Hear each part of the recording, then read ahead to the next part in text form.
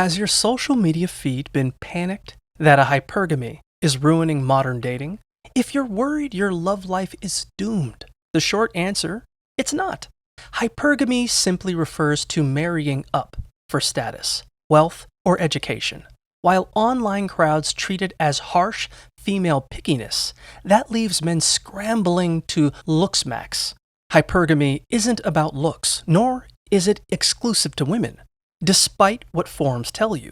For example, a guy might date a woman with a bigger social circle to network, while a woman might date a guy who makes more money.